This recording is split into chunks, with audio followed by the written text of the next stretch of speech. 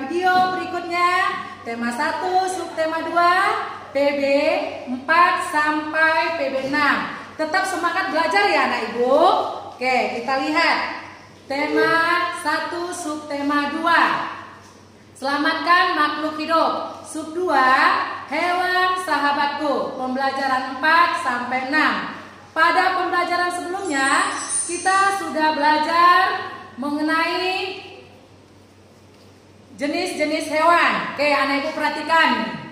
Ya, ini contoh salah satu jenis hewan. Oke, coba ditebak, ini gambar ikan. Apa ikannya? Ikan bandeng. Ikan bandeng itu merupakan ikan pangan terkenal di Asia Tenggara. Habitat aslinya di laut. Tapi ikan ini dapat hidup di air tawar atau air payau. Ikan ini juga dijadikan oleh-oleh Kota Sidoarjo, Jawa Timur. Ikan ini merupakan salah satu pangan negara Indonesia sebagai bahan baku makanan. Ikan bandeng juga merupakan komoditi ekspor dari Sulawesi Selatan. Oke, anak ibu pasti masih ingat kan? Apa itu ekspor? Ekspor adalah kegiatan menjual barang dari dalam negeri ke luar negeri. Oke, kita lihat. Tadi kita pada video sebelumnya kita belajar 10 negara ASEAN. Kita lihat contoh-contoh komoditi ekspor negara-negara ASEAN. Anak ibu boleh perhatikan tabelnya. Ini ada dia ya. Tabel contoh komoditi ekspor negara-negara ASEAN.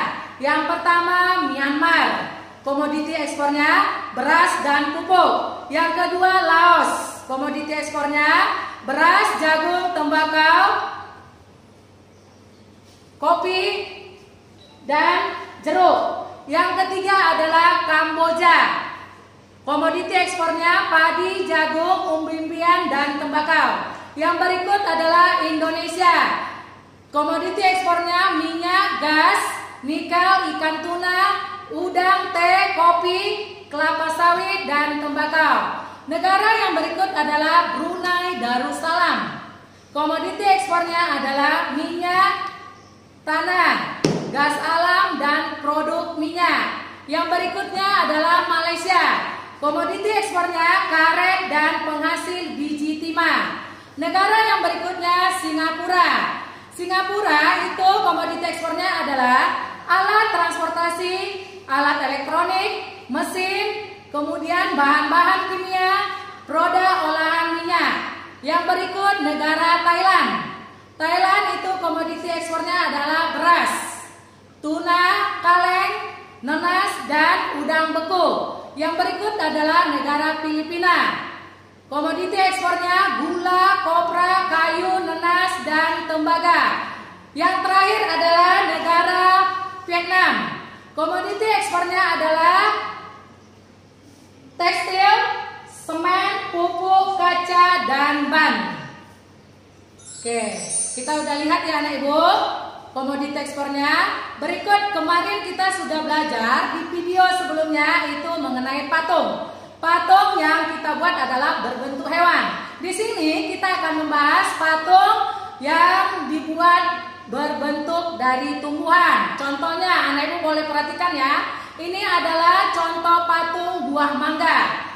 Patung buah mangga ini merupakan patung identitas kota Indramayu yang dapat dibuat dengan teknik usir dan ukir. Bisa berbahan tanah liat atau kita gunakan plastisin. Oke, dia fungsinya itu. Berdasarkan fungsinya, kita lihat patung itu dibagi menjadi 4 jenis. Yang pertama adalah patung monumen. Fungsinya sebagai alat untuk memperingati suatu peristiwa sejarah. Yang kedua adalah patung lambang pujaan. Ini berfungsi sebagai lambang pemujaan dan sesembahan dalam acara keagamaan.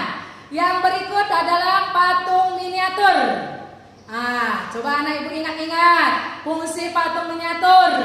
Itu sebagai tiruan suatu bangunan atau arca dalam bentuk yang lebih kecil. Yang terakhir adalah patung dekorasi. Kita sering mendekorasi kelas ya.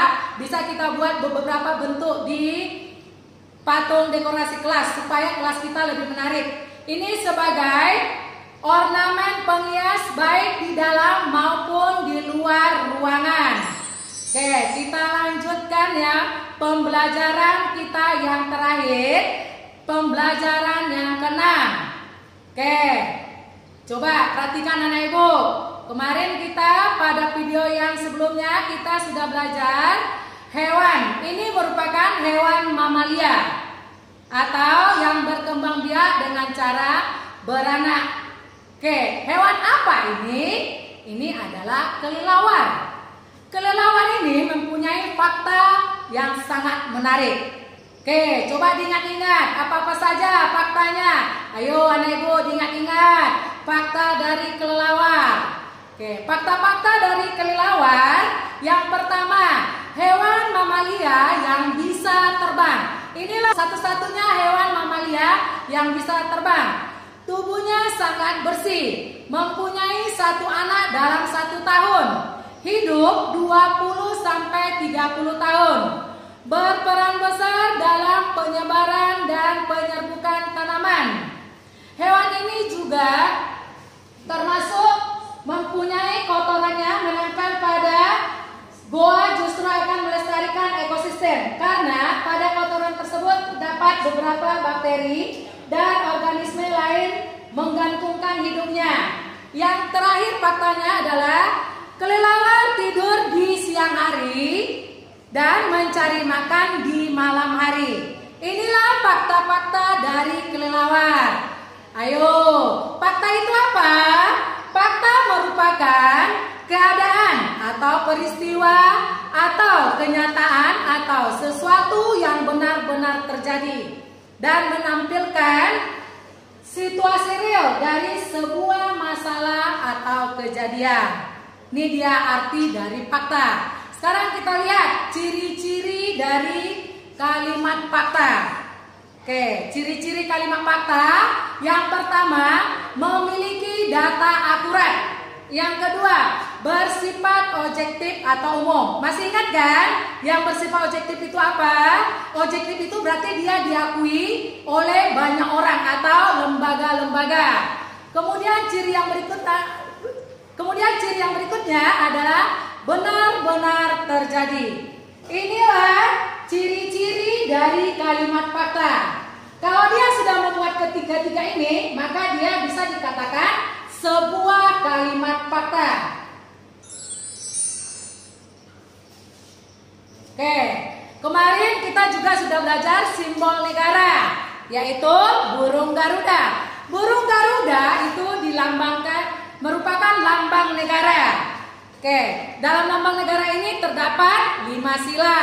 Video sebelumnya kita sudah belajar, yaitu sila keempat. Di sini kita akan membahas sila kelima. Oke, diingat-ingat anak ibu. Sila kelima itu dilambangkan dengan apa? Sila kelima dilambangkan dengan padi dan kapas. Apa-apa saja nilai-nilai yang terdapat pada sila kelima? Nah, ini dia anak ibu ya. Yang pertama, mengembangkan sikap adil terhadap sesama. Yang kedua, suka memberi pertolongan. Kemudian yang ketiga, tidak bergaya hidup mewah atau tidak boros. Kemudian yang berikutnya, tidak merugikan kepentingan orang lain. Yang terakhir adalah menghargai hasil karya orang lain. Sampai di sini pembelajaran kita hari ini. Semoga dengan menonton video ini anak ibu lebih mudah memahami materi PB 4 sampai PB 6, tema 1 dan tema 1 sub tema 2.